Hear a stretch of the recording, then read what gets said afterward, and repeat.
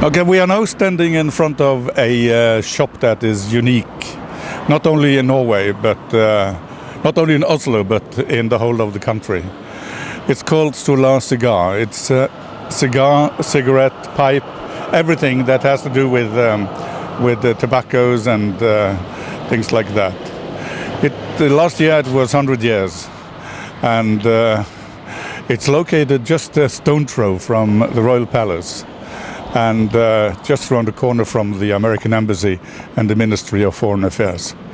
And we have asked the lady who owns the place to tell us a little more about CIGAR, Solar CIGAR Company. Jörg Svene, you are the proprietor of this fantastic little shop. It's more than 100 years now, 101 to be precisely. Tell me about the history behind it. Yes, it started with a brother-in-law to my father-in-law. He started the shop, the Petra. And then in 1920, my father-in-law come into the shop, and he continued because Petra went to the Tidemans. So in 1936, my father-in-law bought this shop from Petra. And he was the only driver till 1977. And then he was 77 years old. And he thought, oh, now I have to do something. So I come into the shop. And I thought, just some years and I will take over. But the little point was that my father-in-law sat here till 1990. So it was a long process. Did you start off with cigarettes and later cigars came into the question? No, it was the opposite. We started with the cigars. The cigarettes was not that much at that time. There was smoking cigars and pipes.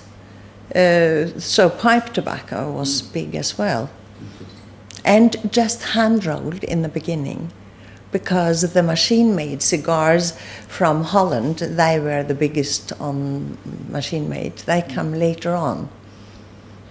About cigars, the first cigars that you sold, where did they come from? They come very much from Cuba. It was a free country at that time. So they had a very well-known reputation already then.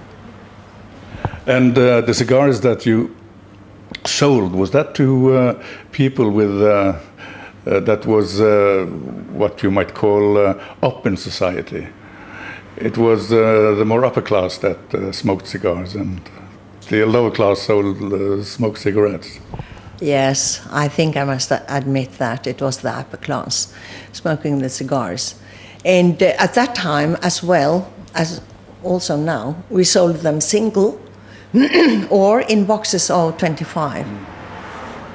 So this street was a really upper class street.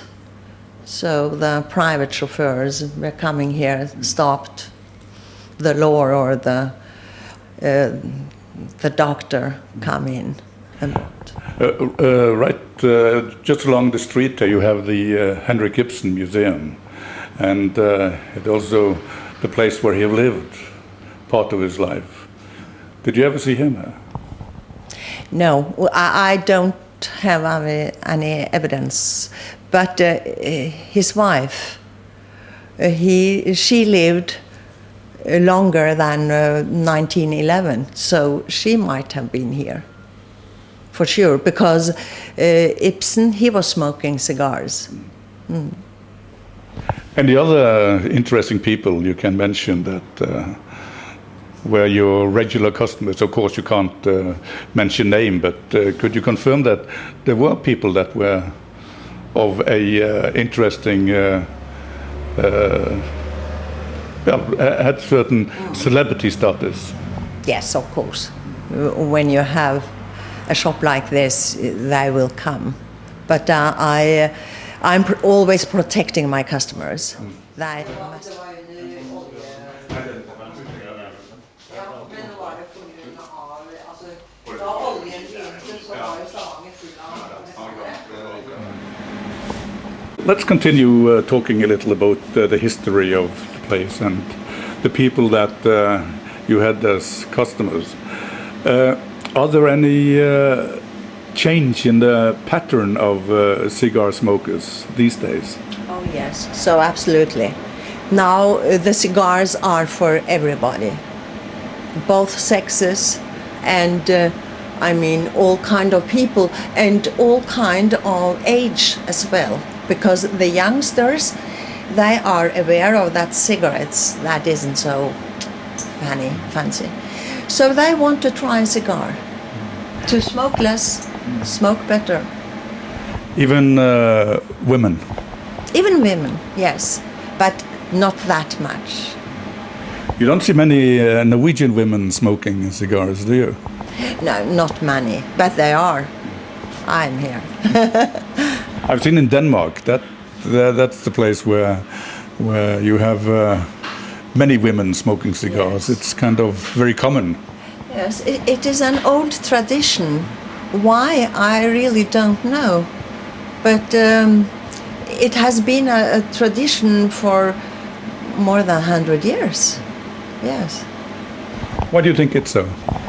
No, I don't have a clue about it, actually. Because were they more modern, more women's live, I don't know. Now you are standing in a room, a small room, Yes. that I believe has got a very special name. Yes. What is it called? It's called the walk-in humidor because I can go in there and here is the right humidity for the cigars. Very important. Why is it important? Because the tobacco leaves, they are very, very thin. So they quit the humidity and they withdraw the humidity very easily. So if you treat a cigar bad in a dry environment, it will get dry at once. So it's important for us that we sell a good cigar. So when you're talking about humidity, how many percent humidity does it have to be? Yeah, it might be different, but 72 is an ideal. But in the small humidors, which you have at home, they can be from 60. About the problems that you have had with government authorities. Norway is a very restricted country as far as tobacco and so is concerned. What do you think the future will show? Oh, it will. They will continue for sure. So I don't dare to think about it. People asking me, when are you going to retire? I don't decide that. That's the government. So no, they have determined to be the very worst one, to be the best in the class. But they have to harmonize their regulations with EU regulations, and it doesn't harmonize very much with what we are experiencing in other countries. No, but we are the first one. And Canada and Iceland was also on some things. So that is WHO. They have agenda. The World Health Organization. Yes. That is, Yes. So it's a UN. And we have to quit the tobacco, the smoking. That is their aim, for sure. But I should think that there is so much information regarding smoking at the moment. People should know what's dangerous and what is not dangerous. Because smoking cigar, I believe, is not the same as smoking a cigarette. Exactly. And nobody are talking about that. To smoke a cigar or to smoke a pipe, you don't inhalate the smoke, you just have it in your mouth. So it has nothing with health to do. to enjoy a cigar. And you are relaxing. You can't be stressed and smoke a cigar. So actually it's the opposite. So that's why you find cigar smokers often in private clubs, sitting in comfortable chairs with a brandy and smoking a big cigar. And you have a good conversation with good friends, or you are reading a book. I mean, it is just relaxing. So that is a very pity that the health organizations, they don't understand tobacco. They don't understand the product, the different products, because they're completely different. I noticed that your windows has been kind of blocked from the outside. People are not able to see what you're exhibiting. When did that happen? When did you have to hide what was in the window? The law is 2.5 years old, and I struggled against it. So first we had a lot of letter conversations, and then they said you have to do it. And then I took grey paper around and wrote something on it.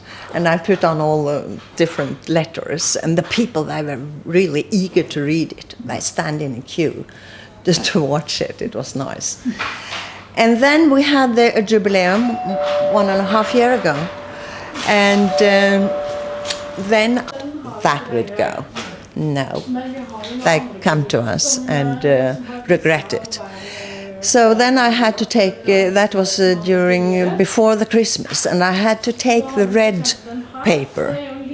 And then at last they said, hello, now you have to stop, you have to cover the windows. So I had to do it. Thank you very much. I wish you very good luck in the future. I need it. Thank you.